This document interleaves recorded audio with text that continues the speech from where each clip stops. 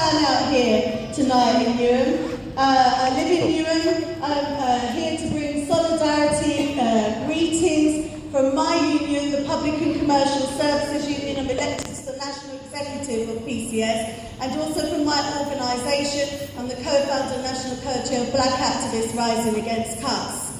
Today is International Slavery Remembrance Day. Millions of enslaved, trafficked and exploited people still exist today. And the legacy of enslavement and colonial rule is still with Black and BME people here today in the UK, both economically and socially. The EHRC, the Equality and Human Rights Commission, last week published a damning report about the state of inequality for Black and BME people in the UK. That report just confirmed everything that BARAC has been saying since we founded BARAC 6 years ago. We founded BARAC as an anti-austerity organisation, national anti-austerity organisation, also focused on campaigning against injustice and racism, because we knew under Tory rule, austerity was going to have a disproportionate impact on BME workers, service users and communities, and also on deprived white working class communities.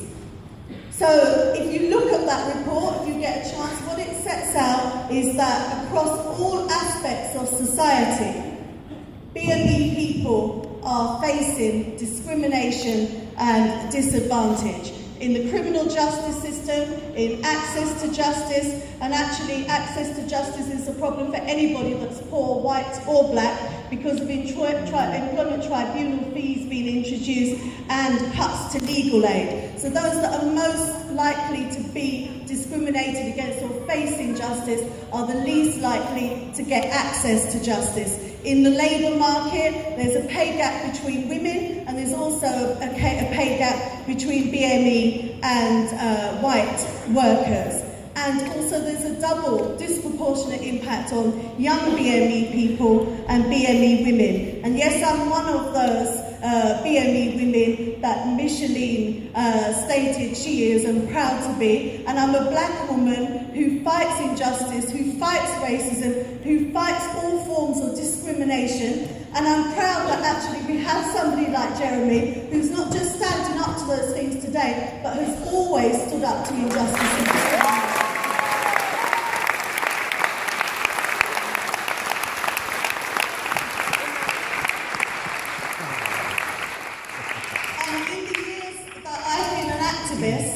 Jeremy has been on my picket lines, my union picket lines, when we're out on strike because of cuts, because of attacks on our terms and conditions.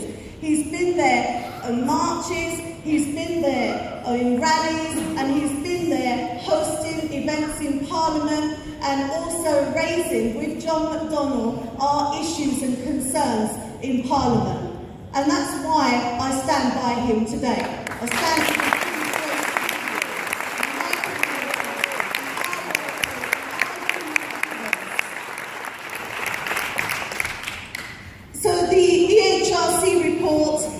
about the disproportionate impact on BME people in terms of long-term unemployment, access to housing, tuition fees, and there's also the issue of disproportionate stop and search. Young BME people are up to 32 times more likely to be stopped and searched than their white counterparts. Racism, institutional racism, hasn't gone away post-McPherson after the Stephen Lawrence inquiry. It's actually got worse. And last week we saw the tragic tale, horrific situation whereby the 157th black person died in police custody since 1990, and that was the footballer Dalian Atkinson, who was tasered, not just as he stood, but when he was down on the ground, and he lost his life through cardiac arrest in the early hours of last Monday morning. So we mustn't forget about that disproportionate impact. But the poorest and most deprived people, the hardest hit people by austerity, are not just black or BME, disabled people, young people, old people, women are facing the deepest cuts, as well as white working class communities in boroughs like the one we're in now in Newham. There's been £117 million cut over the past 5 years to Newham budgets, with 70 million planned by 2020. And that's one reason why we can't stay with a Tory government, why we need to change, and why we need Jeremy and his leadership. Yes.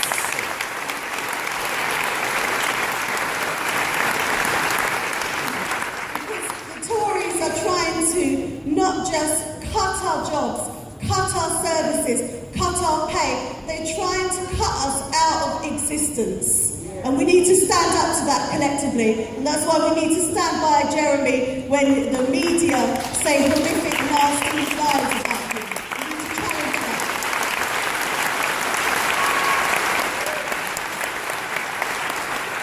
The cuts that have been made in the last 6 years are not cuts that needed to be made. They're ideological. They're about those with privilege and power wanting to support their own and not care about us. They see us as nothing, as nobody. But actually, during this campaign, standing with Jeremy, we've showed that we are here, we are in existence, we are standing, we are strong, and we are united, and we are fighting back, and we are going to bring back the change.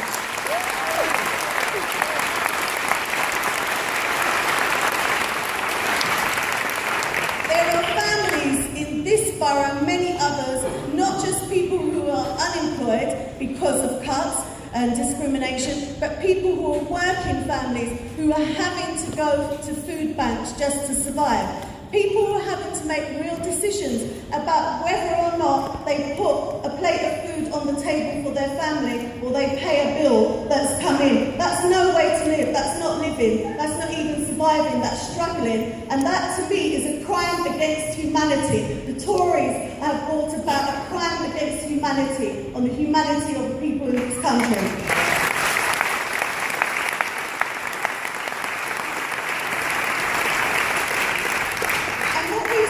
To detract from the Tory cuts, their attempts, aided by the mainstream and right-wing media, of scapegoating and scaremongering refugees and migrants to the UK. This country was built off the back of migrants. There's always been migration.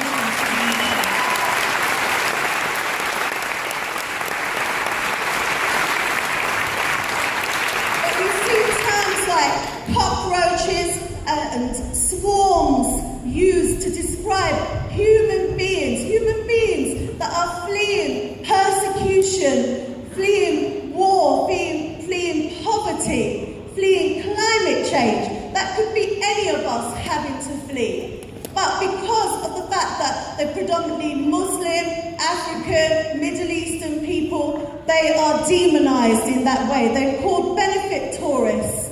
Economic migrants, which is not true at all. If you look at the problems that have occurred in many of the countries that people are fleeing, historically, the UK and other Western countries have pillaged and stripped the resources of those countries.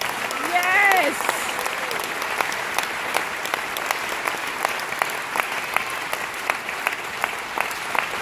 Through colonialism, through empire, they were happy to go in and take from those countries, but they now have the audacity to say, we're full up, you can't come in.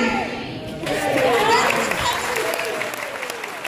Where does our transport systems be? Where does our NHS be?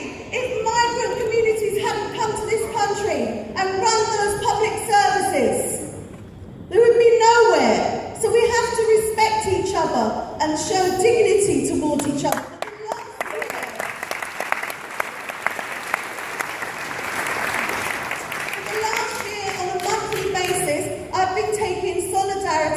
And aid to migrants and refugees who are based in the Calais and Dunkirk camps in France.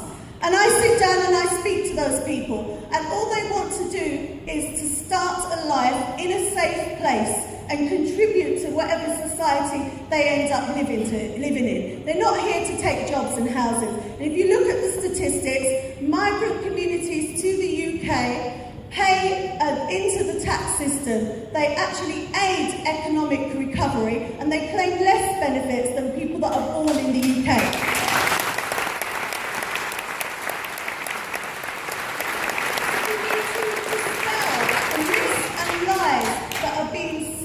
Out there and challenge it every time we hear it. The Brexit campaign was a toxic, xenophobic and racist campaign that came out of the back of that demonisation of migrant communities. And I saw firsthand in this borough a Muslim man who was attacked by racists actually during a by-election campaign for a Labour candidate in this borough just weeks ago, called an FMP and smashed in the head and the face with a glass bottle, sustaining horrific injuries. And we need to stand up to that racism. In the run-up to the EU election day, and the week after, there were 3,000 hate crimes reported to the police. But we know that only 1 in 4 hate crimes are actually reported to the police. And the real figure is even worse. And it's not just the responsibility of those on the receiving end of racism and xenophobia and hatred to stand up to it. Every single one of us needs to stand up to that. Because that's what we're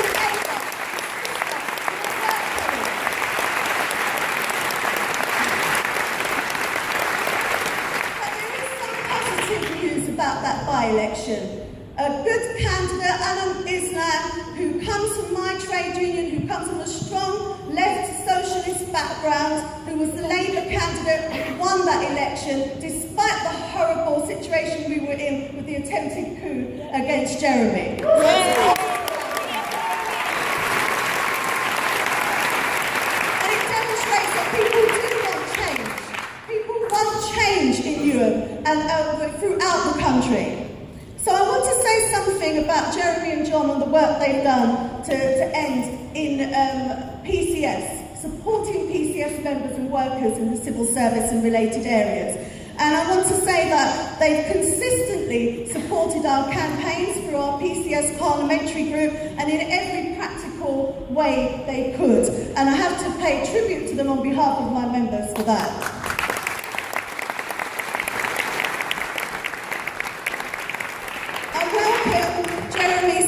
To restore national pay bargaining in the civil service, to end the public sector pay gap.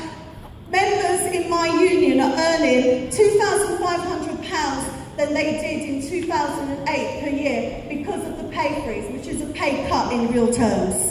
In extending and strengthening TU rights and powers, and our union has been under threat and attacked by the Tories. Effectively, it's union busting. But we've stood up to that, and actually we've become stronger because of it. They're not going to break us, they're not going to break the trade union movement, but we need Jeremy in leadership to challenge what's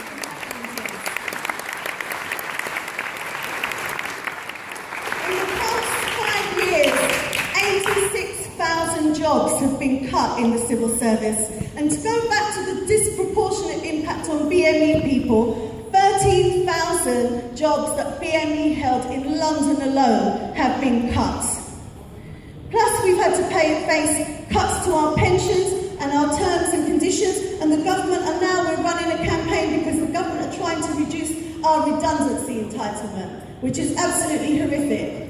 Cuts to the Equality and Human Rights Commission, where our members are based, have been from 70 million to 22 million. They want to cut staff from 525 to 176 staff. And this is the organisation that enforces equality and makes sure that employers do what they're supposed to do. If these further cuts go ahead that are planned now, there will only be 3 caseworkers in the whole of the EHRC, for the whole of the UK, to advise people on their rights in terms of discrimination and equality. So I want to end finally on saying something about cuts to arts funding, because I'm a performance poet, a curator, an author, and a visual artist.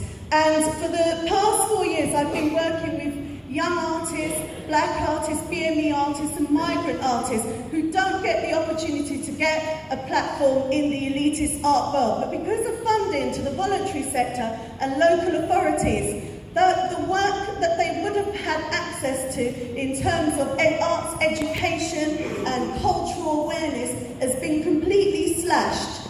And there's a disproportionate impact on young black people, young BME people coming into the arts because of that, because they already face discrimination because of age and because of race. The next generation are being failed by the Tory government. We're now passing to the next generation a worse future than was passed to us by our parents and my parents' generation, facing the no dogs, no Irish, no black signs. And that can't be right. But I also believe that as well as creating a legacy for the next generation, we are entitled to equality and rights and freedom and justice in our lifetime.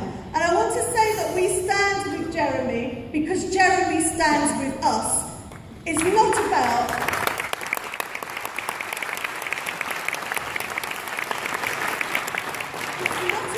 putting Jeremy on a pedestal. It's about us fighting for our lives and our very survival.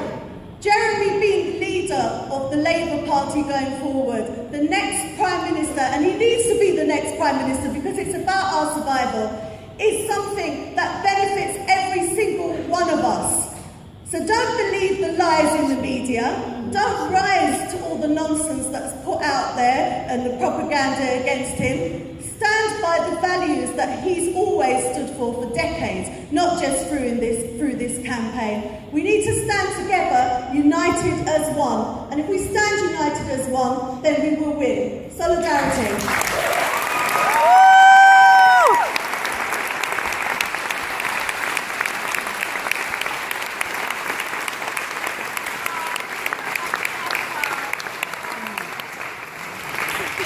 Thanks, Zita. And as Zita said, this is